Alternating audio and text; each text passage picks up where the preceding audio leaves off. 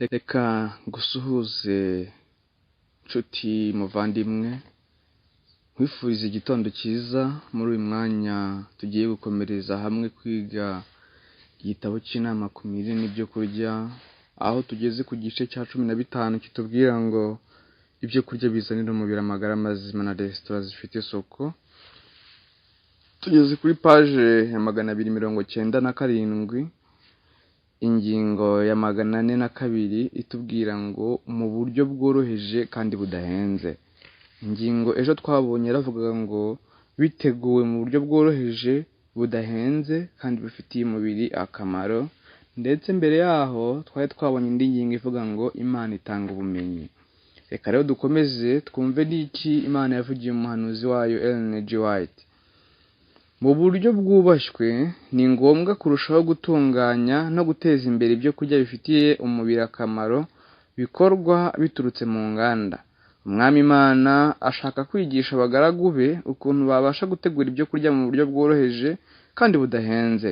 Hari benshi yifuza kubyigisha niba biyemeza gukurikiza inama ye kandi bagafatanya na bagenzi babo. Mwite ku byo kurya bihendutse kandi bibasha gutekwa mu buryo bworohera abantu, bigakoreshwa mu bikenewe byose.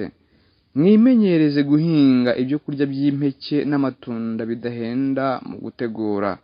Ibi byose twabihawe ku buntu n'Imana kugira ngo ihaze ibyo dukeneye. Ubuzima ntibubeshejweho no gukoresha ibyo kurya bihenze. Tubasha kubona ibyo kurya byiza bifitiye umubiri akamaro mu gihe dutegura mu buryo bworoheje ibikomoka ku mbuto, ibinyampeke ndetse n'imboga. Tube abanyabwenge mu gutegura ibyo kurya byoroheje, bidahenze kandi bifitiye umubiri akamaro. Benshi mu bizera bacu ni abakene, bakwiriye gushaka ibyo kurya bifitiye umubiri akamaro bitabahenze. Nyamara ubushake bw'Imana ni uko umuntu w'umukene nyakujya mu bantu be, aho yaba ari hose, agomba kubona ibyo kurya bidahenze kandi bifitiye umubiri akamaro. Hirya no hino ku isi hakwiriye gushyirwa inganda zikora bene ibyo byo kurya. Ikibasha kubera umugisha ahantu runaka gishobora no kubera umugisha ahandi hantu abantu batabasha kubona amafaranga mu buryo bworoheje. Imana irakorera abana bayo umurimo. Ntiyifuza ko babaho mu bukene badafite aho bakura ibibafasha. Irashaka kubagarura ku mirire yageneye umuntu katanga ka mbere. Imirire yabo igomba kuba igizwe n'ibyo kurya biva ku bintu Imana yatanze. Ibyo bintu bigizwe cyane cyane n'imbuto, amatunda n'ibinyampeke ndetse n'imisogwe, ariko ibikomoka mu muryango umwe nabyo bitandukanye bibasha nabyo gukoreshwa. Nshuti yanjye muvandimwe, reka turebe ingingo tujye gusorezaho ivuga ngo uko inzara yiyongera ibyo kurya bigomba kuba byoroheje.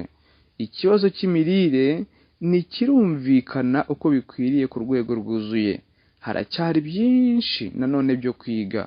Uhoraho arifuza ko ubwenge bw'abantu be aho bari hose ku isi buba bwiteguye kwakira amabwiriza atanga yerekeranye no kuvanga ibintu runaka mu gutegura ibyo kurya bizaba bikenewe ariko bitari byatangira gukorwa. Mu gihe inzara, ubukene n'akaga bizagenda birushaho kwiyongera ku isi, imitegurire y'ibyo kurya bifitiye umubiri akamaro igomba kuzagenda irushaho koroshywa. Nshuti yanjye, abakora uwo murimo bakwiriye guhora bigira ku mwigisha mukuru ukunda abantu be kandi uhora abifuriza ibyiza. Reka mbifurize umugisha w'Imana, kandi inama y'Imana tujye tumenya ko ari nk'itegeko. Mugire umunsi mwiza.